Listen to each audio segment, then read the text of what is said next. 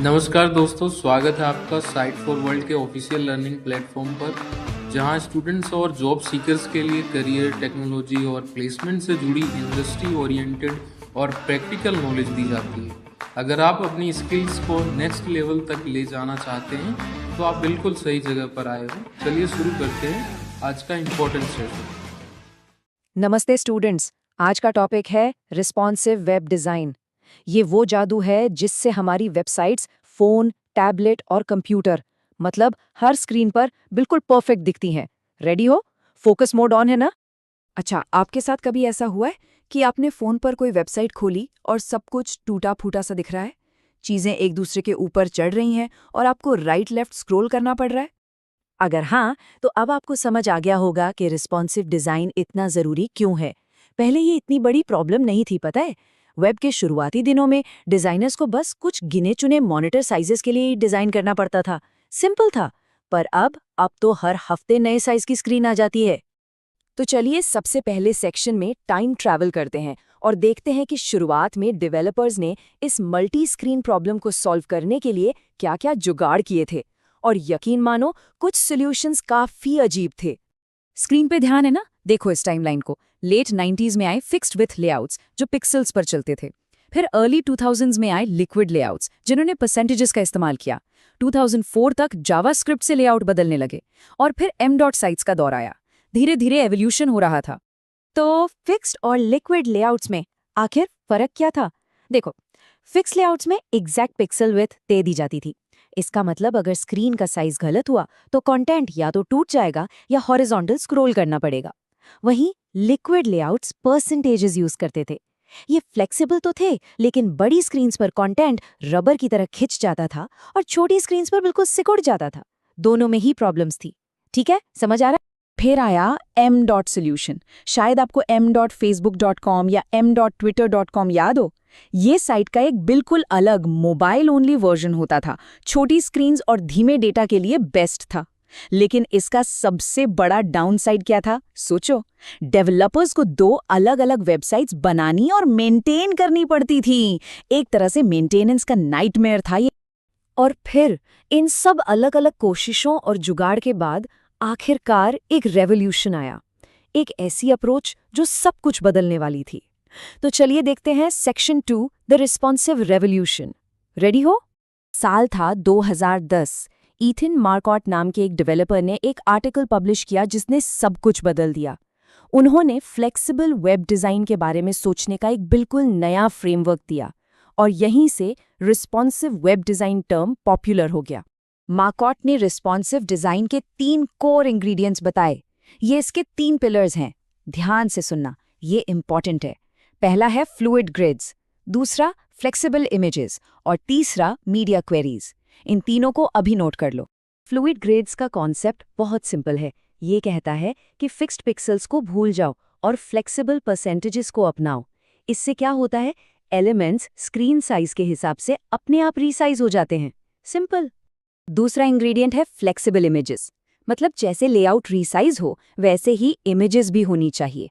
और इसका सबसे कॉमन ट्रिक, सिर्फ एक CSS लाइन, मैक्स विड्थ को 100% सेट कर दो। बस ये एक लाइन आपके लेआउट को टूटने से बचाती है। इसे ट्राई किया है कभी? और तीसरा और सबसे पावरफुल टूल, मीडिया क्वेरीज। ये CSS के रूल्स हैं जो कुछ कंडीशंस पूरी होने पर ही अप्लाई होते हैं। जैसे अगर स्क्रीन की विड्थ 600 px से कम है तो फॉन्ट साइज बढ़ा दो। इन कंडीशंस को हम ब्रेक पॉइंट्स कहते हैं। यही रिस्पॉन्सिव डिजाइन का दिमाग है। क्लियर हुआ? लेकिन इन सब को काम में लाने के लिए एक बहुत ही जरूरी HTML टैग चाहिए होता है, व्यू पॉट मेटा टैग। दिखने में छोटा सा है पर काम बहुत बड़ा है। ये मोबाइल ब्राउजर्स को बताता है कि पेज के डायमेंशंस और स्केलिंग को कैसे कंट्रोल करना है। इसके बिना रिस्पॉन्सिव डिजाइन ठीक से काम ही नहीं करेगा। तो हमने हिस्ट्री देख ली और कोर प्रिंसिपल्स समझ लिए। अब आप एक्टिव हो ना? चलो आगे बढ़ते हैं और देखते हैं कि आज के मॉडर्न CSS ने इन प्रिंसिपल्स को इम्प्लीमेंट करना कितना आसान, कितना कूल बना दिया है। सोचो, जिस काम के लिए पहले कॉम्प्लेक्स कोड और ढेर सारे ब्रेक पॉइंट्स लिखने पड़ते थे, वो काम अब, जैसा कि डेवलपर केविन पाउल कहते हैं, मॉडर्न CSS से हम 5 लाइन के कोड को अब 1 या 2 लाइन में कर सकते हैं। ये तो एफिशिएंसी की नेक्स्ट लेवल है। टाइम पास नहीं कर रहे हो ना, ये सीरियसली सीखना है। चलिए 3 पावरफुल फंक्शंस देखते हैं। पहला है मिन फंक्शन। जैसा नाम वैसा काम। ये 2 वैल्यूज में से छोटी वैल्यू को सिलेक्ट करता है। एग्जाम्पल देखो, width equals to min of 90% 1000 pixel. इसका मतलब width या तो 90% होगी या 1000 पिक्सल, जो भी कम हो। सिंपल है। दूसरा है मैक्स फंक्शन। ये मिन फंक्शन का ठीक उल्टा है। ये 2 वैल्यूज में से बड़ी वैल्यू को सिलेक्ट करता है। इसका रियल लाइफ में यूज क्या है? सोचो, padding max of 1 rem 3 VH। Padding कम से कम 1 रैम रहेगी, लेकिन स्क्रीन बड़ी होने पर ऑटोमेटिकली बढ़ सकती है। और तीसरा और मेरा पर्सनल फेवरेट, क्लैंप। ये एक सुपर फंक्शन है जो 3 वैल्यूज लेता है, एक मिनिमम, एक आइडियल और एक मैक्सिमम। इससे एक परफेक्ट फ्लूइड रेंज बन जाती है। फोकस बना हुआ है, ये थोड़ा एडवांस्ड है। अभी क्लैम्प्ड की पावर देखनी है? ये स्लाइड देखो। लेफ्ट में है पुराना तरीका, फॉन्ट साइज बदलने के लिए अलग अलग मीडिया क्वेरीज लिखने पड़ते थे और फॉन्ट साइज जंप्स में बदलता था। अब राइट में देखो, क्लैम्प की सिर्फ एक लाइन और रिजल्ट, फॉन्ट साइज पानी की तरह बिल्कुल स्मूथली स्केल होता है। अगर इंटरव्यू में पूछा गया ना, तो बता पाओगे? ये एक गेम चेंजर। ठीक है, अब आते हैं अपने आखिरी सेक्शन पर। एक कंफ्यूजन जो अक्सर होता है, रिस्पॉन्सिव वर्सेस अडेप्टिव डिजाइन। इन दोनों में क्या फर्क है? चलिए इसको आसान भाषा में समझते हैं। ध्यान से देखो इस टेबल को। रिस्पॉन्सिव डिजाइन का मतलब है एक ही फ्लूइड लेआउट जो हर स्क्रीन साइज पर एडजस्ट हो जाता है, हाईली फ्लेक्सिबल। एडेप्टिव डिजाइन में क्या होता है? अलग अलग स्क्रीन साइजेस के लिए पहले से ही मल्टीपल फिक्स्ड लेआउट्स बनाए जाते हैं।